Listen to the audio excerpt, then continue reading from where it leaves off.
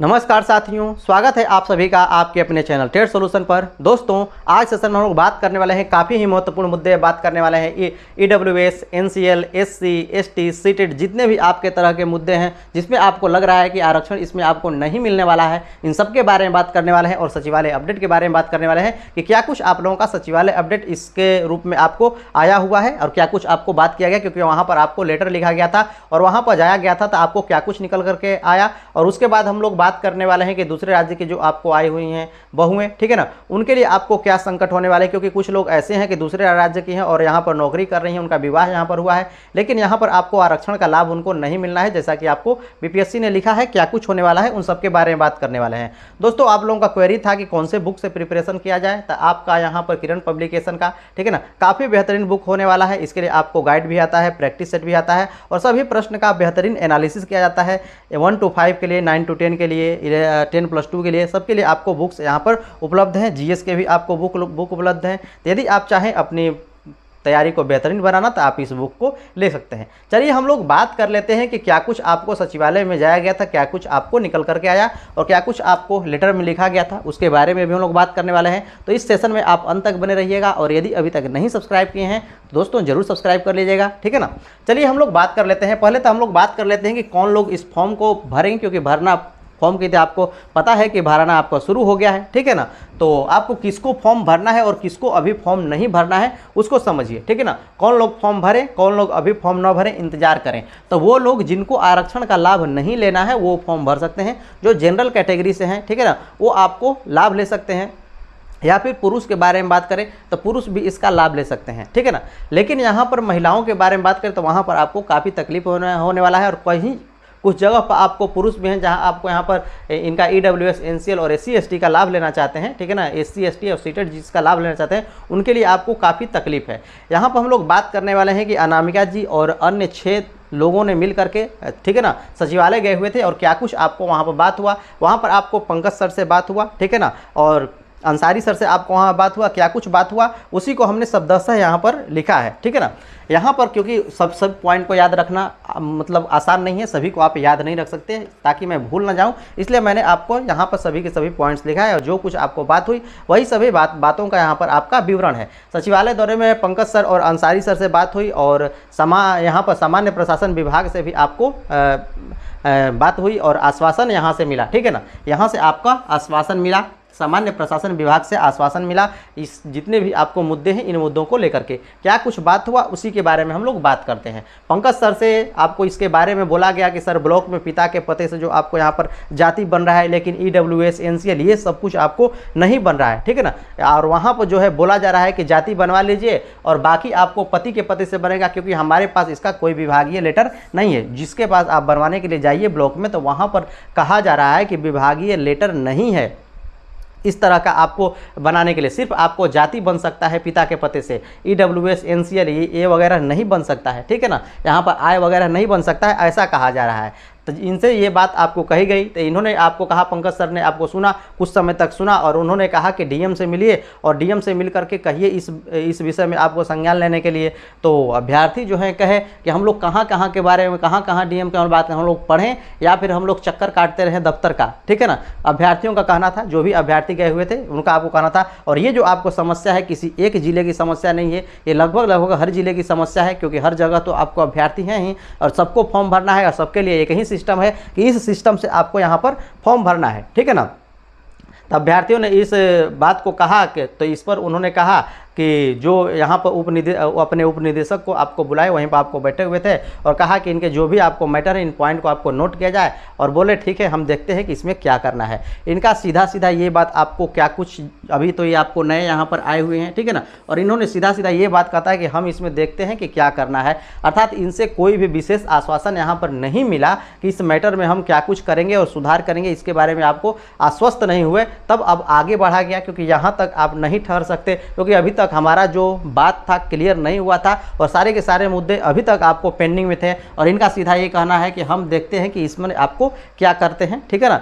लेकिन अब आगे बढ़ा गया और जाया गया यहाँ पर अंसारी सर के पास। अंसारी सर के पास जाया गया तो वहाँ पर आपको उन्होंने कहा कि ये मिस्टेक तो आपको हुआ है, बीपीएससी ने ऐसा आपको अधिसूचना जारी किया हुआ है और यह परेशानी हमें भी बहुत जगह से प्राप्त हो रही है। ये अंसारी सर का कहना था कि ये जो परेशानी आप लोगों के साथ समझ में आ रही है ये बहुत सारे लोगों के साथ हो रही है और ऐसा मुझे भी जानकारी मिली है। आप लोग बीपीएससी के पास जाइए, ग्रुप में जाइए, एक दो नहीं ग्रुप बना करके जाइए और कोई भी इस जो लहरती धूप में देख रहे हैं कौन कहीं निकलना चाहता है, सब घर में दुबक करके बैठे हुए हैं, ठीक है ना। तो कोई निकलना नहीं चाहते और इनका कहना था कि ग्रुप में जाइए और वहाँ से आप इस विषय में कुछ संशोधन कराइए, ठीक है ना। या फिर आगे के बारे में इन्होंने यहाँ तक भी आपको कोई काम नहीं बना, लेकिन यहाँ से रास्ता साफ हुआ कि क्या कुछ और कहाँ जाना है, ठीक है ना। अभ्यर्थी बोले कि सर हम ग्रुप बनाएं और एक लेटर कौन मतलब ग्रुप बनाए, कहाँ से इतने ग्रुप में लाएं, इससे अच्छा है कि आप एक लेटर जारी कर दीजिए, इशू करवा दीजिए और टेंशन फ्री हम हो जाएं और अपने प्रिपरेशन में लग जाएं।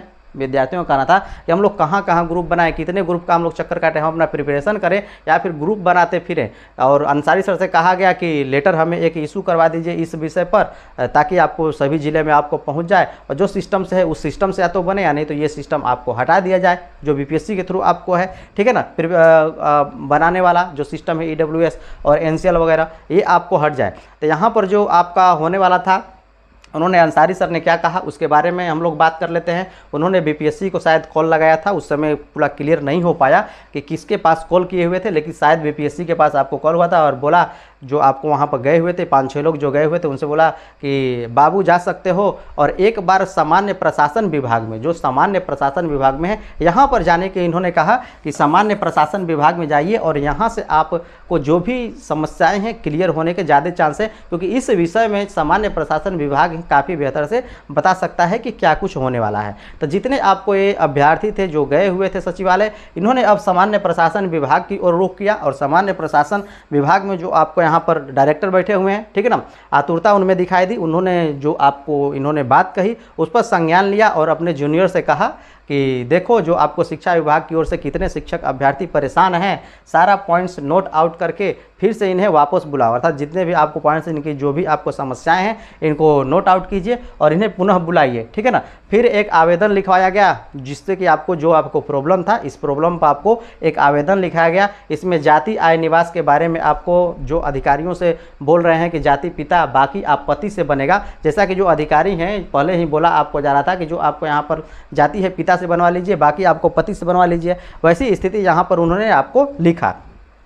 और लिखने के बाद हुआ क्या कि आपको यहाँ पर डीएम से लेटर बनवाइए, हम तुरंत आपको बना देंगे, ऐसा आपका इनका कहना था। जैसे कि मैंने आपको यहाँ पर भी बातें बताई वही बातें आपको लेटर में लिखी गई।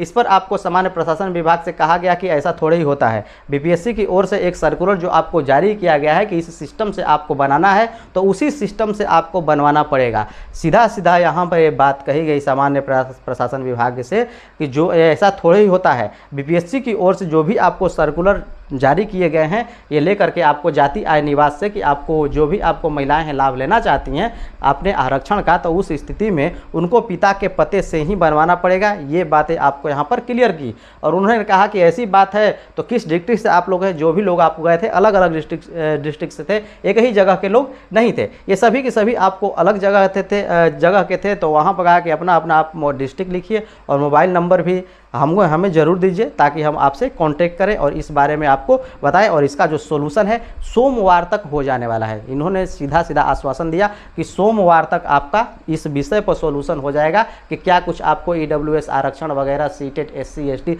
जितने भी तरीका का है इन सब के बारे में सब कुछ आपको यहाँ पर कहा गया।